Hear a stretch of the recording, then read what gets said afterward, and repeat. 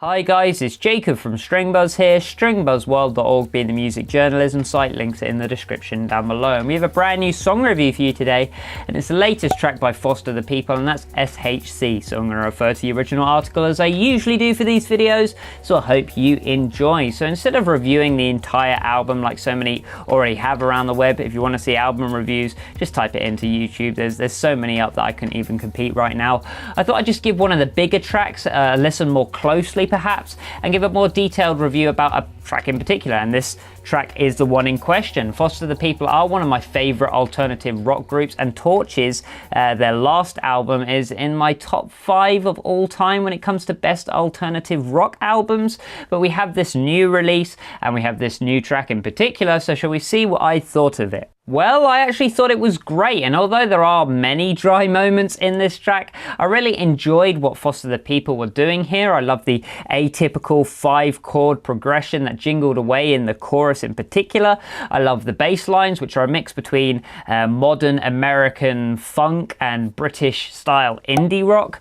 I thought the vocal performance was just as strong as it usually is by Mark, and I just found the track really fun to listen to. It's not too serious or anything like that, like in comparison to many other alternative rock tracks around at the moment. It was just good fun. Having said that, the song did drift towards the end, and I did think that the bridge cut off a lot of the momentum, straight up, and we never really got that development and excitement back after that. Production-wise, I thought this track was mixed fairly similarly to the majority of the tracks that were on Torches and Supermodel. We have this trebly, thin, yet noticeable guitar, which plucks away in the high ground, or rather strums away in the high ground, which allowed for said high ground to have some more personality and character to it. The bass was thick and wholesome in this track, but it also had a bit of edge to it, which I always like, and it made it sound a bit more funky and still had that impact which you need going in from, transition to transition.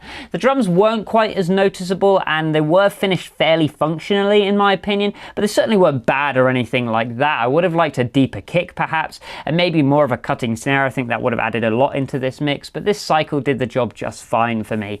With the vocals, we get a little reverb, and a lot of the harmonies are actually a lot louder than usual, but it works well for me, and usually I wouldn't like that, but it did allow for Mark's voice to sound a little more bolstered in the chorus, which it needed. So all in all, it's a good production cycle. When it comes to the musicality of this track, I actually thought it sounded like one of their prior tracks, and you probably know which one I'm going to say right now, and that's Houdini. And I don't think this track is as catchy as Houdini, but we still had this explosive chorus and memorable hook as well as these funky bass lines that are probably some of my favorite of the last week or so.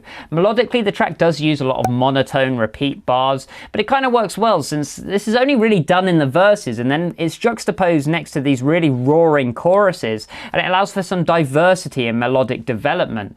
The harmonies are fine, and they do add more power to Mark's voice, as I've already said, but as individual layers, they aren't really that recognizable, and they aren't, particularly awe-inspiring. They're just there to really fill out the stereo field, which is fine. I have no problem with that.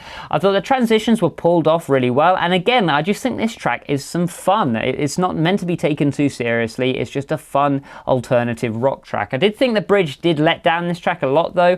We were coming off this big chorus, and then all the dynamics hushed down immediately, and we had this over-equalized set of backing instrumentation, and that just seemed like a very safe and predictable option for me, and it didn't really suit this track either. Lyrically, this track is fairly simplistic, and a little more simplistic than I was expecting from a group like this, and I did think the romance themes were pulled off a little one-dimensionally, but I've heard much worse, and I wouldn't say that these lyrics are bad at all. They're just fine. They do the job. I did like the evolving rhyme scheme though, and I thought that worked really well with the atypical chord progression, and it had to work well because otherwise it wouldn't have fit.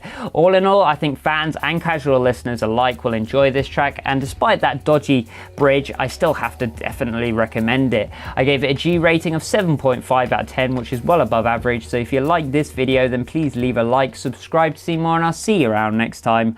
Bye bye.